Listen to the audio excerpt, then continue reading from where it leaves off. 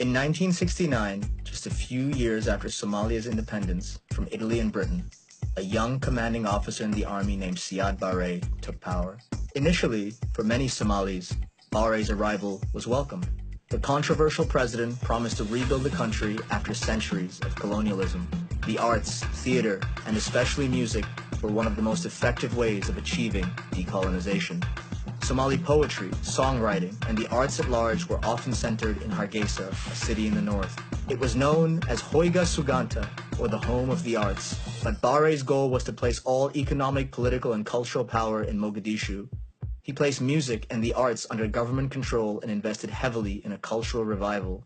He pushed for reforms and passed laws to make Somali society more inclusive for women. As a result of all this, the 1970s and 1980s transformed Mogadishu into one of the most swinging, culturally vibrant capitals in the world. Somalia's golden age of music was born. If you took a stroll down the streets of Mogadishu of the era, you'd see a marble city, the color of pearls, which gave the city the title, the Pearl of the Indian Ocean. You'd see palm tree-lined roads bustling with Fiats and Indian rickshaws, and stunning beaches inviting Indian Ocean waters to its shore. At night, you could stop by the National Theatre. Bands like Waberi would provide unforgettable soundtrack to Somalia's long tradition of theater and playwriting. Or you could stumble into one of the many luxury hotels where the bands of the day performed. The Al Aruba Hotel, the Jazeera Hotel, the Juba Hotel. At any of these, you could hear the full spectrum of Somali sounds. Legendary composer Ahmed Naji would perform traditional Banadiri music with his adored singer Fadu Mokasim and the woman considered to be the best dancer at the time, famous Sheikh Dair. Sherero Band would play a bit of raucous horn-driven funk and soul. Ifteen Band with singers like Mahmoud Abdallah, Jerry Hussein, and the revered Abdullahi Zulfa would serenade crowds with haunting Somali vocals and cosmic synthesizers. This was a youthful era. Young singers, musicians, and bands were taking the best aspect of Somalia's historic musical traditions and injecting the most popular global sounds of the day into the country's repertoire. In the late 1970s, when Somalia lost Soviet Union support and became a U.S. ally, American music entered the airwaves. In came Lionel Richie and Michael Jackson. They captured the imagination of Somali youth.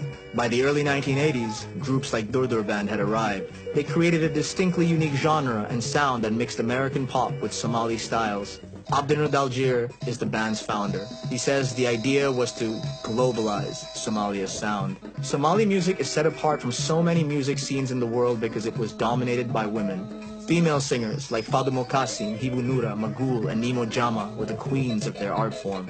In the 1950s, theater plays employed men to play the role of women, but talent could only be ignored for so long, and soon, women led the way.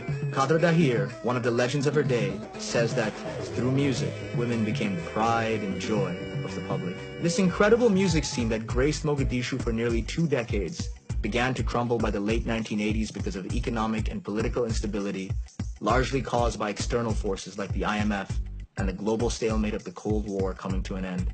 Musicians fled in numbers. Most now belong to the 1 million strong Somali diaspora in places like Toronto, Minneapolis, Columbus, London, and Dubai. Some musicians blamed their colleagues for not doing enough to keep the country's culture strong while the Civil War raged. But music was still being produced in the diaspora, even if only to be heard by the Somali community. Today, Somali music is making a comeback. Danto is a style of music that was born in the Somali-speaking Ogaden region of Ethiopia.